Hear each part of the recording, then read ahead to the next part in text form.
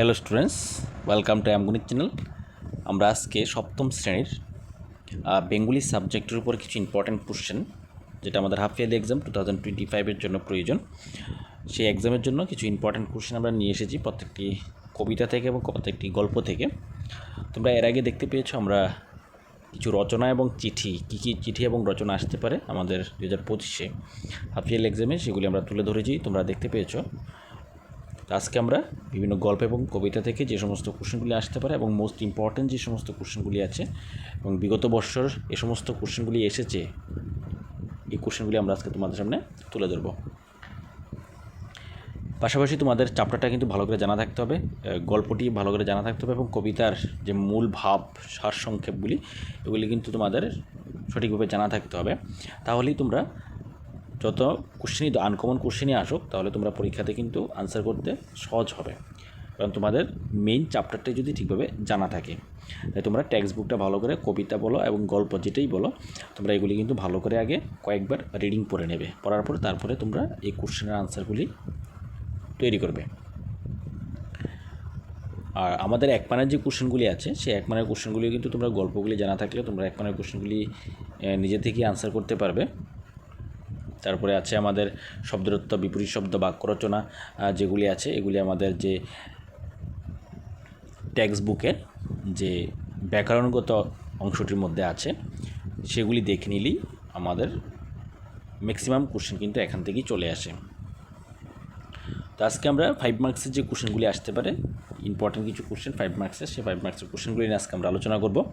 এখানে প্রথমে আমাদের স্বাধীনতার সুখ যে কবিতাটি আছে, সেই কবিতা থেকে কী কী কোশ্চেন আছে, ইম্পর্টেন্ট কোশ্চেন আছে, সেগুলি একবার দেখে নেব। প্রথমেই আছে, দেশ হিতে মরে যেই তুল্যতা নাই হে, কার লেখা কোন কবিতার অংশ এবং উদ্ধৃতির তাৎপর্য বিশ্লেষণ করো।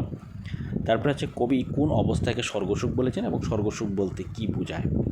সরহ তাদের সব কীর্তি বিবরণ হে, এখানে তাদের বলতে কাদের কথা বলা হয়েছে, কেন তাদের কীর্তি বিবরণ স্মরণ করবার পরামর্শ দেওয়া হয়েছে। দাসত্ব শৃঙ্খল বলো কে পারিবে পায় হে, কে পারিবে পায়। দাসত্ব শৃঙ্খল কথাটির অর্থ কী? দাসত্ব শৃঙ্খল মানুষ কেন পড়তে চায় না? তো এই হলো আমাদের স্বাধীনতার সুখ কবিতা থেকে আমরা 4টি 5 মার্কসের কোশ্চেন রেখেছি। আমাদের কবিতা থেকে কিন্তু 5 মার্কসের কোশ্চেন কিন্তু টোটাল 4টা কোশ্চেন আসে, 4 থেকে 5টা কোশ্চেন কিন্তু আসে। এখানে আনসার করতে হবে তোমাদের মিনিমাম 2টা কোশ্চেন আনসার করতেই হবে কবিতা থেকে। তো আমাদের আমগণিত চ্যানেলের ভিডিওগুলি তোমাদের কেমন লাগছে অবশ্যই কমেন্টে জানাবে, এবং যদি ভালো লেগে থাকে, যদি এখনও তোমরা সাবস্ক্রাইব করে না থাকো, অবশ্যই চ্যানেলটিকে সাবস্ক্রাইব করে পাশে থাকবে পরবর্তী ভিডিও পাওয়ার জন্য। আমাদের এই আমগণিত চ্যানেলে তোমাদের প্রিভিয়াস ইয়ারের যে কোশ্চেনগুলি আছে, সেই কোশ্চেনগুলি কিন্তু তোমাদের দেওয়া আছে 22, 23, 23, 24 এবং 24, 25 সালের হাফ ইয়ারলি এক্সামের কোশ্চেনগুলি দেওয়া আছে। তোমরা সেই কোশ্চেনগুলি দেখে নেবে। সেই কোশ্চেনগুলির সাথে কিন্তু আজকের যে কোশ্চেনগুলি আমরা তুলে ধরছি, সেই কোশ্চেনগুলি অ্যাড করে নেবে, তাহলে তোমাদের আদার্স কোনো কোশ্চেন তোমাদের আশা করছি পড়তে হবে না।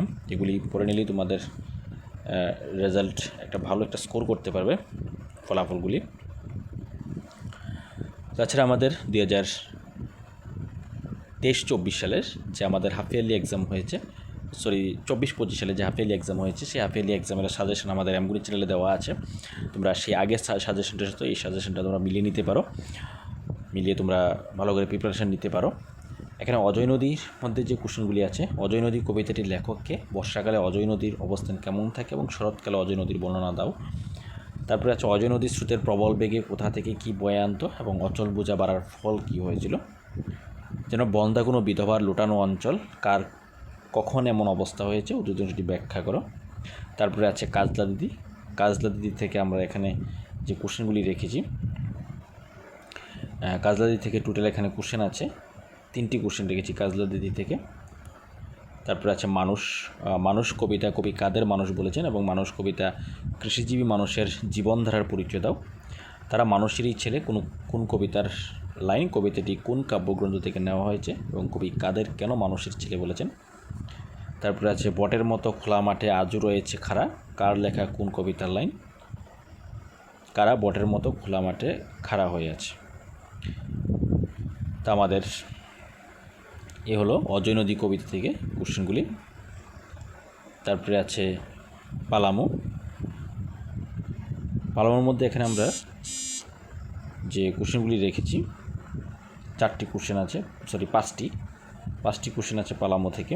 এগুলি গল্প, বেঙ্গলির গল্প থেকে 5টি কোশ্চেন, পালামো গল্প থেকে। তারপরে আছে রাধারানী মায়ের আর্থিক অবস্থার অবনতি ঘটলো কীভাবে এবং রাধারানী কেন রথের মালা বিক্রি করতে গিয়েছিল।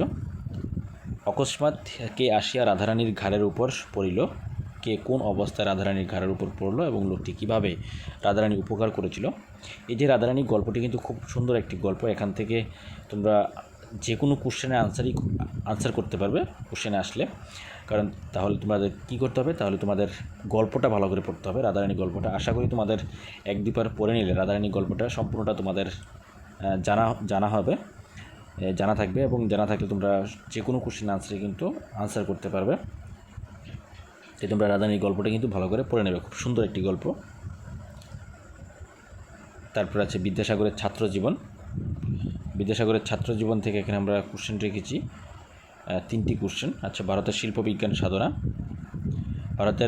প্রাচীন ভারতের বিজ্ঞানের কোন ক্ষেত্রের উন্নতি লাভ করেছিল তার সংক্ষেপে লেখ। আর্যভট্টকে তিনি কী আবিষ্কার করেন। ভাস্করাচার্য এবং বরাহমিহির পরিচয় দাও। সে যুগে বিজ্ঞানে তার সমকক্ষ কোন দেশ ছিল না। সে যুগ এবং তার বলতে কি বোঝানো হয়েছে, তার সমকক্ষ কোন দেশ ছিল না, এই কথা বলার কারণ কি। এখানে 5টি কোশ্চেন রেখেছি শিল্পবিজ্ঞান সাধনা, ভারতের শিল্পবিজ্ঞান সাধনার উপর 5টি কোশ্চেন, সবগুলি 5 মার্কসের কোশ্চেন। তাছাড়া তোমাদের অনুচ্ছেদ থাকবে। অনুচ্ছেদ বেঙ্গলিতে তোমাদের 3টি অনুচ্ছেদ থাকে। সেই 3টি অনুচ্ছেদের মধ্যে 2টি অনুচ্ছেদ থাকে 10 নম্বর করে, আর 1টি অনুচ্ছেদ থাকে তোমাদের 3টি অনুচ্ছেদ থাকবে 10 নম্বর করে, এবং আর 1টি অনুচ্ছেদ থাকবে 5 নম্বর, যেটা তোমাদের রচনার সাথে অথবা থাকবে। তো এখানে তোমাদের অনুচ্ছেদ থেকে কিন্তু তোমরা প্রায় 35 নম্বর কোশ্চেন আনসার করতে পারবে অনুচ্ছেদ থেকে। অনুচ্ছেদের মধ্যে সমস্ত কোশ্চেন আনসার থাকে। তোমরা প্রিভিয়াস ইয়ারের কোশ্চেন দেখে নিলে তোমরা বুঝতে পারবে। তোমাদের 3টি অনুচ্ছেদ থাকে 10 নম্বর করে, এবং 1টি অনুচ্ছেদ থাকে 5 নম্বর, যেটা রচনার সাথে অথবা থাকে। তোমাদের অনুচ্ছেদ পড়ে ভালো করে পড়ে আনসার করতে পারলে তোমাদের মোটামুটি 5 মার্ক চলে আসে। বাকি আনসারগুলি স্কোর করার জন্য অবশ্যই তোমাদের গল্প এবং কবিতাগুলি ভালো করে জানা থাকতে হবে, তাহলে তোমাদের 5 মার্কসের যে কোশ্চেনগুলি আনসার করতে পারবে, এগুলি আনসার করলে তোমাদের অনেকটা ভালো স্কোর করার সম্ভাবনা আছে। এবং তোমাদের ব্যাকরণগত পার্টের যে শব্দরত্ব, বাক্য রচনা, বিপরীত শব্দ, শুদ্ধ রূপ এগুলি আছে, এগুলি তোমরা দেখবে, তাহলে তোমাদের বেঙ্গলিতে ভালো স্কোর করতে পারবে। আশা করি তোমাদের ভিডিওগুলি ভালো লাগছে এবং তোমাদের উপকৃত হবে তোমাদের হাফ ইয়ারলি এক্সামের জন্য এই কোশ্চেনগুলি দেখে নিলে। পাশাপাশি প্রিভিয়াস ইয়ার কোশ্চেনগুলিও দেখে নেবে। যদি এই সমস্ত আরও ভিডিও প্রয়োজন হয় তোমাদের, তাহলে অবশ্যই আমাদের এমবুনি চ্যানেলটি সাবস্ক্রাইব করে পাশে থাকবে। Thank you.